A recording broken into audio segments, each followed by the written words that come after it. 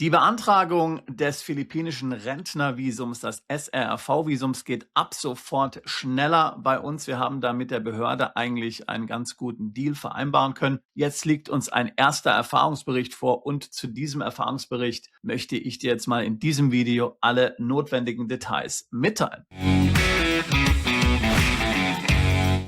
Noch ein kurzer Hinweis in eigener Sache. Wie du ja sicherlich weißt, wenn du diesen Kanal öfters anschaust, bin ich natürlich von den Philippinen sehr begeistert. Ich mache da schon seit fast 20 Jahren Business. Wir haben ein Büro in Davao City. Von dort aus werden unsere Aktivitäten in den Philippinen koordiniert. Wir können dir da mit einem kompletten Setup helfen, also Wohnungssuche, steuerliche Registrierung, Ansässigkeitsbescheinigung, Führerschein beschaffen, verschiedene Visatypen beschaffen. Also wir sind dort dein Ansprechpartner für all diese Themen. Informationen dazu auf unserer Webseite, Link dazu packe ich in die Beschreibung dieses Videos mit hinein. Wir organisieren auch regelmäßig Reisen und Seminare in Davao City. Wenn du also tatsächlich mit den Philippinen liebäugelst, dann ist das eine tolle Gelegenheit, einmal Land und Leute vor Ort tatsächlich kennenzulernen. Details dazu ebenfalls in der Beschreibung dieses Videos. Ganz wichtig beim Auswandern ist immer auch der Community-Aspekt. Berater gibt es viele, KI gibt es auch viele Programme, aber im Grunde genommen eine Community zu haben, wo du dich regelmäßig austauschen kannst, wo es andere Menschen gibt, die in der gleichen Situation sind wie du, Menschen, die auswandern wollen, die nach einem Plan B suchen, denen das Ganze in der EU nicht mehr so ganz geheuer ist. All das findest du bei uns. Der beste Weg, das zu erleben, ist natürlich auf ein Event zu kommen, auf ein Seminar zu kommen, aber wir haben natürlich auch unseren New Horizons Club, wo wir dann auch laufend Treffen haben, online und offline, ebenso wie Beratungstage. Aber ein guter Weg, mit unserer Community und mit uns in Kontakt zu kommen und in Kontakt zu bleiben und auch laufend über interessante Updates informiert zu werden, ist unser Telegram-Kanal. Link dazu ebenfalls in der Beschreibung dieses Videos. Nun aber zurück zum eigentlichen Thema. Wie du ja sicherlich schon mitbekommen hast, bin ich ein großer Fan der Philippinen. Ich selbst bin schon bald seit 20 Jahren auf den Philippinen geschäftlich aktiv. Würde also sagen, dass ich Land und Leute ziemlich gut kenne. Die Philippinen haben eben für Auswanderer viele Vorteile, besonders wenn du nach einer schnellen, einfachen Lösung suchst, wo du jetzt nicht groß hier in Immobilien investieren musst, wo du keine komplizierten Firmen gründen musst, wo du ein sehr einfaches Steuersystem hast. Gerade auch Rentner sind natürlich von den Philippinen angezogen, denn es ist ein wunderschönes Land. Die Lebenshaltungskosten sind günstig, die Menschen sind sehr freundlich, es wird Englisch gesprochen und natürlich ist das Ganze auch steuerlich hochattraktiv, denn nicht nur zahlen Ausländer dort absolut überhaupt keine Steuern auf ausländische Einkünfte, sie müssen nicht mal eine Steuererklärung einreichen und diese Einkünfte irgendwo erklären. Nein, die Philippinen haben auch ein Doppelbesteuerungsabkommen und nicht nur eins mit Deutschland, sondern auch mit Österreich und der Schweiz. Und das hat natürlich gerade für Rentner sehr weitreichende Folgen. Wenn du in den Philippinen lebst und eine deutsche Betriebsrente bekommst, bei der gesetzlichen Rente funktioniert es nicht, die ist in Deutschland steuerpflichtig, aber wenn du eine Betriebsrente bekommst, inklusive Einmalzahlungen, dann sind die komplett steuerfrei. Du hast mich richtig verstanden. Komplett steuerfrei, nicht nur in den Philippinen,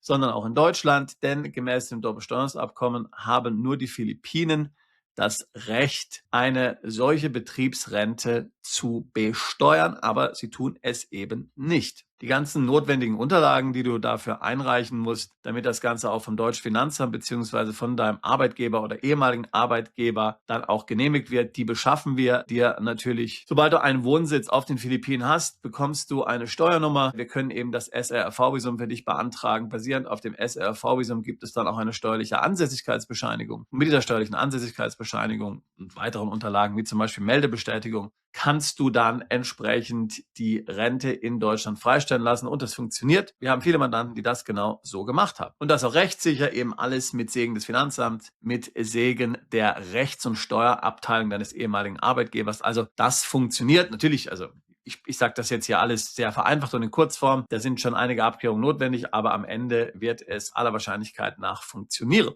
Ein Problem auf den Philippinen ist jedoch leider die Behörden und manchmal sind diese eben ziemlich träge. Man darf nicht vergessen, dass die Philippinen ja ein Entwicklungsland sind. Man kann das natürlich nicht mit einem westlichen Land vergleichen. Zwar gibt man sich dort Mühe, die Menschen sind nett. Wie gesagt, es ist alles auf Englisch, das ist ein großer Vorteil. Aber dennoch sind die Wartezeiten halt manchmal lang und das Ganze ist etwas kompliziert. Und wie gesagt, wir haben ja ein Büro in Davao und wir haben da beste Beziehung zu den Behörden. Wenn du bei einem unserer Seminare in Davao mit dabei warst, dann hast du ja auch die Mitarbeiter dort der Rentenbehörde getroffen, denn es ist ja die Rentenbehörde, die Retirement Authority, die dieses SRV-Visum auch ausgibt. Wir kennen alle Mitarbeiter im Davao-Office dieser Behörde, das sind 5 oder so, also nicht besonders viele, die arbeiten auch sehr schnell und sehr effizient und wie gesagt, die kommen zu unseren Events, kann man dann auch selbst Fragen stellen zum Beispiel. Deswegen unserer Meinung nach ist es viel besser, den SRV-Eintrag in Davao einzureichen und nicht in Manila. Manila ist so ein Riesenbüro und da bleibt eben schnell dann was auch im Prozess stecken. Da türmen sich dann die Anträge und so und da bist du in Davao auf jeden Fall viel besser bedient. Wenn da irgendwas nicht vorangeht, dann geht mein Kollege Tim buchstäblich da ins Büro, haut man da auf den Tisch,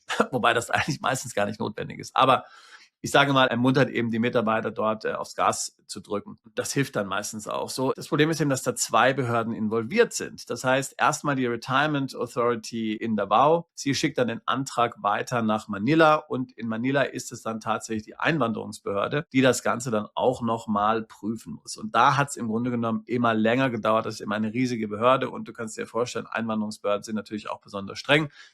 Ist ja auch nicht schlecht, sodass es schon mal vorgekommen ist, dass dieser Antrag dann 60 Tage gebraucht hat. Und das Problem ist eben, du musst in dieser Zeit im Land bleiben. Wenn du jetzt natürlich sowieso schon in den Philippinen wohnst, ja, weil du schon den Ruhestand angetreten hast, dann ist das ja meistens kein Problem. Aber dieses Visum wird ja auch vermarktet als ein Visum mittlerweile für Personen ab 40 Jahre, wo man sich im Grunde im Vorfeld schon mal den Wohnsitz in den Philippinen einrichten kann, das Visum beantragen kann, also schon ab 40 Jahren jetzt. Man hat ja dann eine unbeschränkte Aufenthaltserlaubnis im Hinblick eben auf das Alter. So, jetzt sag mir mal einen 40-Jährigen, der erfolgreich im Geschäftsleben steht, der mal eben so 60 Tage auf den Philippinen bleiben kann. Das geht natürlich absolut überhaupt nicht, denn man hat ja Termine, man würde vielleicht gerne Urlaub machen, aber daran hat es dann bei vielen gescheitert, weil wie gesagt, das können sich die wenigsten erlauben, die hier noch in Saft und Kraft stehen und noch berufstätig sind, beziehungsweise eben ein Unternehmen führen. Bei einem anderen Visa-Typ gab es dort jetzt große Verbesserungen in jüngster Zeit, nämlich wir sprechen vom SIRV-Visum, das ist das Investorenvisum. Das kann mittlerweile innerhalb von 10 Tagen bearbeitet werden. Da musst du dann $75.000 investieren in philippinische Aktien oder Staatsanleihen. Das wollen jetzt auch nicht alle unbedingt machen. Aber da ist eine andere Behörde für zuständig in den Philippinen und da hat man eben unter Beweis gestellt, dass es eben auch schneller geht. Auch diese 10 Tage musst du dort bleiben, aber immerhin, es sind ja nur 10 Tage. So, wir haben dann mit den Behörden gesprochen, haben gefragt, was können wir denn machen, damit man diesen ganzen Prozess beschleunigen kann. Wir haben ja jetzt gesehen beim SIRV-Visum, dass wenn dort der politische Wille da ist, dass es dann auch irgendwie schneller geht. Nun, beim SIRV-Visum hilft natürlich, dass man dort dann investiert, eben mindestens $75.000. Das muss man ja beim Rentnervisum nicht tun. Also ist dort, sage ich mal, der monetäre Anreiz für die Philippinen natürlich größer, das Ganze schneller zu bearbeiten. Also, wir haben gefragt, die Behörden, was können wir denn eigentlich machen? Wie können wir das hier irgendwie beschleunigen? Ihr wollt das ja hier verkaufen als ein Visum, das schon 40-Jährige nutzen können und dennoch muss man hier möglicherweise 40 bis 60 Tage arbeiten. Ich muss sagen, ich bin beeindruckt, denn man hat das dort auf der Behörde sich zu Herzen genommen und wir haben jetzt einen neuen Prozess etabliert, beziehungsweise wir haben jetzt eine, sage ich mal, quasi Vereinbarung mit den Behörden und da hat man uns jetzt zugesagt, dass man dieses SRV-Visum innerhalb von 30 Tagen bekommt. Wie gesagt, man darf das jetzt nicht als Garantie verstehen, als staatliche, aber ich sage mal eine Bekundung des politischen Willens, der dahinter steht und auf Seiten der Behörde das Ganze hier zu beschleunigen. Das finde ich auf jeden Fall schon mal beachtlich. Und jetzt haben wir das mal ausprobiert hier mit einem Mandanten. Wir bearbeiten ja ständig diese Visa und haben da mal getestet, ob man sich eigentlich auf diese Zusagen verlassen kann. Und wie das gegangen ist, davon möchte ich dir jetzt eben mal hier erzählen. Also das Ganze ging los am 18. Februar. Das Vorgehen ist eben so, dass du zunächst mal in Deutschland zur Botschaft der Philippinen gehst und dann natürlich in Deutschland auch bestimmte Dokumente beschaffst, zum Beispiel polizeiliches Führungszeugnis. Dann kommst du nach Davao und dann erledigen wir sämtliche Formalitäten mit dir zusammen. Das heißt, wir begleiten dich dort innerhalb eines Tages. Wir gehen also mit dir zum Medical Check. Wir gehen dann zu der Behörde.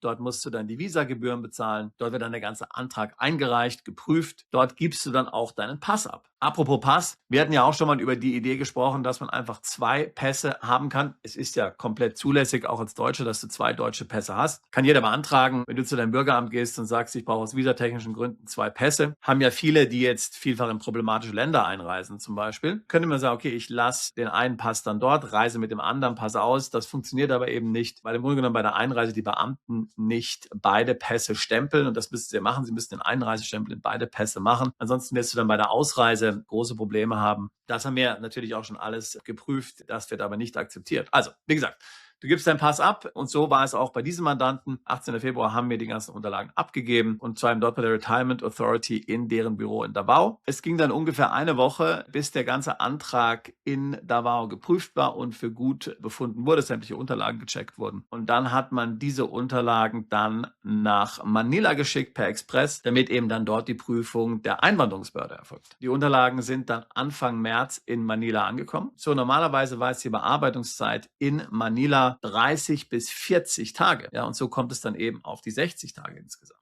Wir haben eben jetzt mit den Behörden vereinbart, dass sie das innerhalb von 10 Tagen bearbeiten. Das ist das Ziel. Und tatsächlich in diesem konkreten Fall war man dann in Manila schon nach 8 Tagen fertig. Dann wurde das Ganze zurückgeschickt nach Davao. Und zwar am 10. März ging das Ganze nach Davao per Express. So, dann kommt das Typische in den Philippinen. Die haben ja viele Feiertage. Dann gab es also einen Feiertag. Aber wenige Tage später konnte der Mandant dann in Davao ins Office der Retirement Authority mit uns zusammen gehen, um dort seinen Pass abzuholen, wo dann eben der Visumsaufkleber drin war. Man kriegt dann auch eine Urkunde, man kriegt dann noch eine Flasche Champagner, beziehungsweise nein, Champagner ist es nicht, das ist irgendein lokales Gebräu. Die machen dann eine schöne Zeremonie, kriegst auch ein Bild.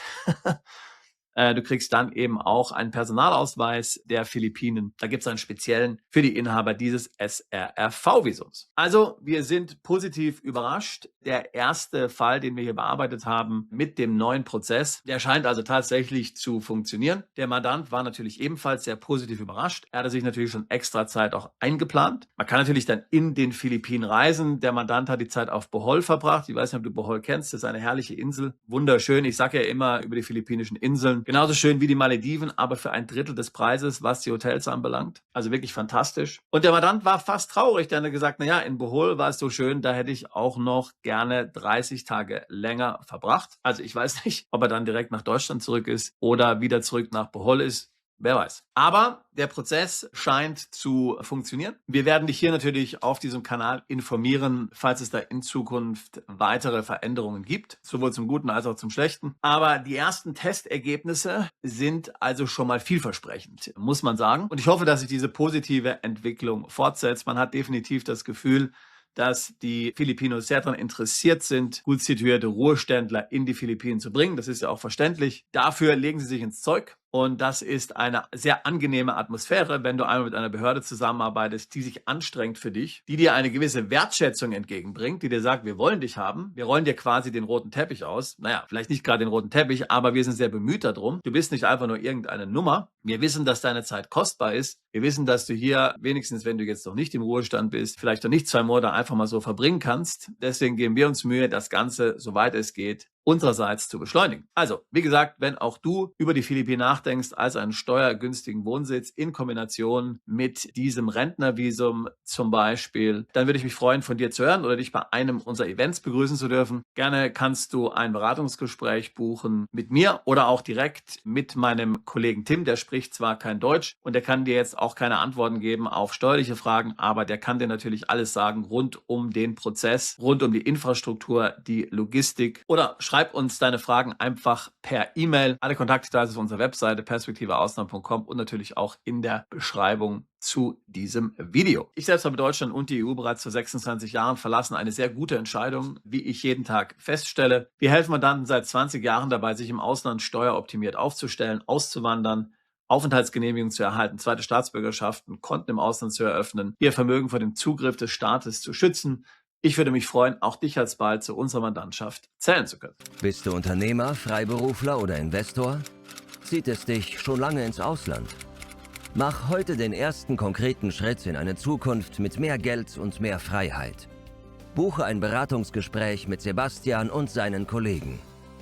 Unsere Kanzlei unterstützt Mandanten wie dich dabei, deine Steuerlast legal zu reduzieren, Vermögen aufzubauen und zu schützen und deine persönliche Freiheit zu maximieren.